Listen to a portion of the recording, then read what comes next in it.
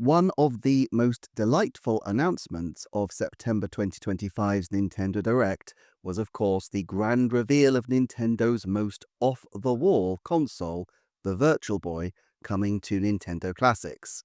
The last great creation for Nintendo of the late great Gunpei Yokoi, creator of the Game & Watch and Game Boy.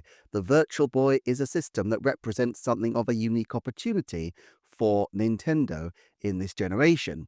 And yet something that wasn't really highlighted in the announcements is the decision to paywall this upgrade behind ownership of the Virtual Boy accessories, a $100 accessory for the replica Virtual Boy model or $25 for the cardboard shell.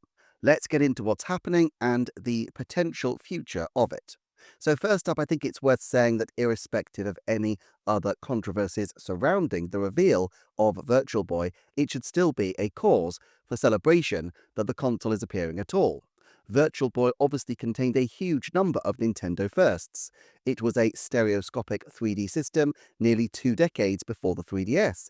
It was a virtual reality device years before Apple, Sony and others were diving into such things, and it was in certain respects the first attempt by Nintendo to launch an experimental successor system as a kind of parallel venture to the system it could replace. And while with the DS and the Switch both definitely succeeded in quickly seeing off the Game Boy Advance and 3DS, in the case of the Virtual Boy, it was a leap too far and it didn't really scratch the itch that was needed to see off the Game Boy and the new Pokemon game that launched in 1996.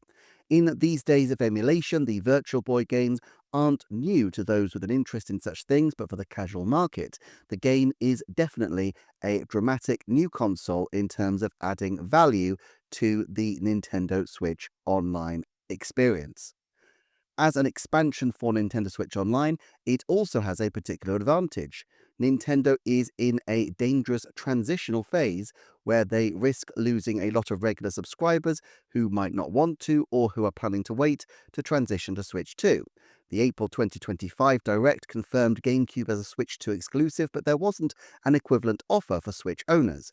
I've mentioned this a few times, but because of the decision to restart memberships of everybody who moved over to the expansion pack when that one launched in October 2021, plus the fact that a significant chunk of new system memberships and therefore likely Nintendo Switch Online subscriptions take place at the end of the year, we're coming into a season where a huge number of people will be considering whether or not to renew their Nintendo Switch Online account. And so just like the flurry of features last year, like the playtest game and the Alamo purchasing opportunity, having something to keep current Nintendo Switch Online players engaged is helpful.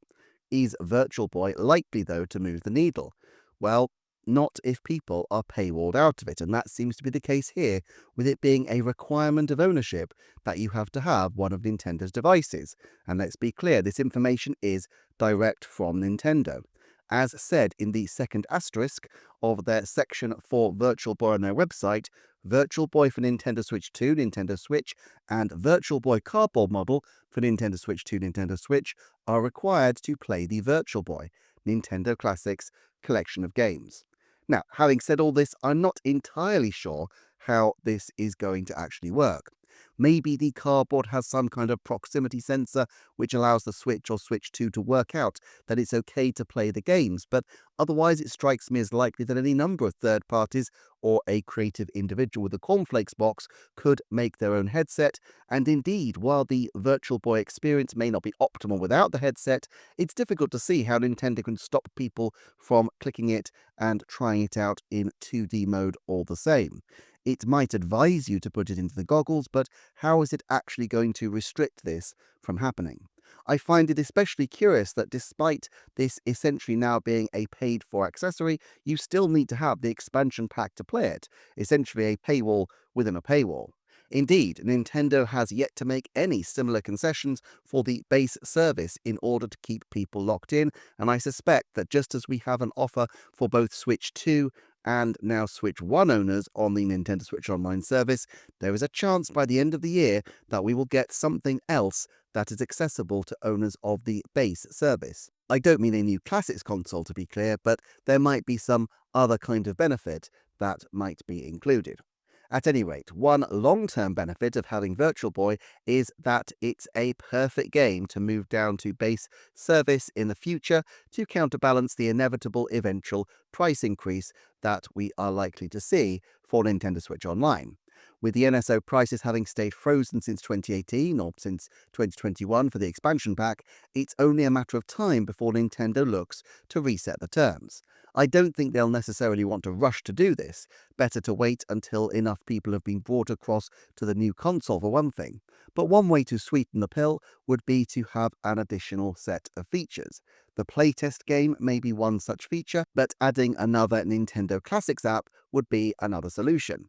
The most likely one to come down remains N64, I believe, but Virtual Boy also has potential in this sense, especially if they maintain the requirement to have the headset, as there is also the opportunity for Nintendo to sell the headset to more people. I guess we can see a kind of progression of Nintendo's pricing approach through the lifespan of Nintendo Switch Online. Early on, it was an underfeatured and perceived really as expensive for what it was. As the library filled out, they offered a higher value tier in the form of the expansion pack. Now they are offering a tie-in accessory, and while in theory this is similar to the optional classic controllers, this all seems far more geared towards activating people's sense of having a sunk cost. You own the expansion pack membership, why not go a bit more in and buy the device as well? And of course, the same sunk cost fallacy could work in the other direction a year or two down the line when the price increases and you think, well, I've bought a model Virtual Boy now and I want to make sure I get my money's worth. How many might Nintendo actually sell then?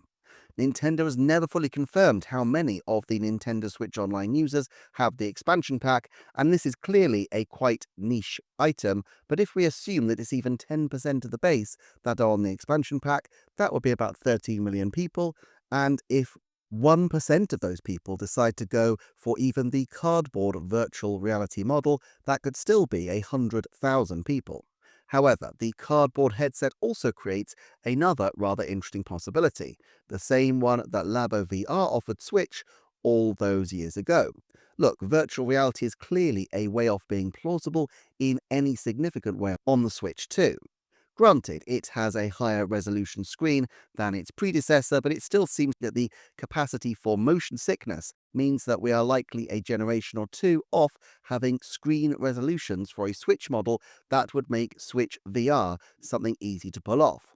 However, this is an exceedingly elegant way to offer the capability for the system to do VR-related activities at a fraction of the cost of releasing some kind of full virtual reality accessory. The cardboard headset replaces the need to offer a bespoke Switch headset for something that they don't really have plans to delve into, while doing what Labo VR did and giving any indie creators the potential to play around with VR if they so wish. Only a handful of Switch One creators actually did create something for Labo VR. The need for a massive build-it-yourself cardboard thing was a barrier to entry, just for one thing. But it's not a bad thing for a system like Nintendo's to have something extra up its sleeve, and it also allows them to quietly prod at the market to see what the interest is in virtual reality, albeit in a strange, gimmicky form. And knowing Nintendo, I would not completely rule out them offering some kind of ongoing support for the Virtual Boy headset beyond simply the 22 games. Whether cardboard or the full plastic model, even if it's the form of some very odd and rare gimmicks like a Super Mario Party minigame, it feels possible that it could turn up again one day. I mentioned in a separate video the possibility of a gimmick Metroid Prime 4 tie-in. Nintendo can judge the uptake of this device and make its own conclusions on whether or not it might be fun to experiment with VR aspects. And if the take-up of the cardboard model especially is high, then it might be something that they continue to look to explore. They have used Nintendo Switch Online as a way to do experimental games and experimental experiences, as with the playtest game. Well, if they were to experiment with a virtual reality concept, having an installation base who already have a virtual reality headset adapter to hand might be quite useful for them. I think we're a long way off full VR games as it stands, but a $10 or $20 headset compatible eShop game might be a way to try some things out as well. One other thing to consider is the timing. In theory, Nintendo could have done this at any time. Why now? Well, for one thing, I think it is likely to punt into the long grass any further classic console announcements. Nintendo seems to like pairing console releases together. Game Boy Advance and Game Boy, Nintendo 64, and the Sega Mega Drive, and so it might be a while before we see anything more, unless of course it's something accessible for every tier of the service, such as Master System and Game Gear titles coming to the base Nintendo Switch Online, which remains a remote but still not inconceivable possibility. I do think there's a particular benefit to doing this Virtual Boy launch right now, though, beyond the benefits of just launching a headset at the start of a new generation so that developers who like experimental games can play around with it. We saw a dip in revenue and profitability from Nintendo last year, albeit from a major and historic high, and as a result of the aging of the Switch system, it will be a while before they get back to where they were a couple of years ago, where they could put out a big game and expect it to sell 10 million plus in year one. Now the player base is capped to the install base of the console, which will remain lower for quite a while, and so having an additional accessory to sell, as with Alamo last year, may represent a resilient strategy that was developed during the early 2020s. Does that mean these kinds of toys and initiatives will reduce in number as we move towards the middle of the Switch 2's life? Well, I'm not sure, but I definitely could understand them ramping up, approaching another transitional period in the future if this is something that they're looking to do in order to bridge the gap before their new system is established. Okay, let's take a moment to put some forecasts out there.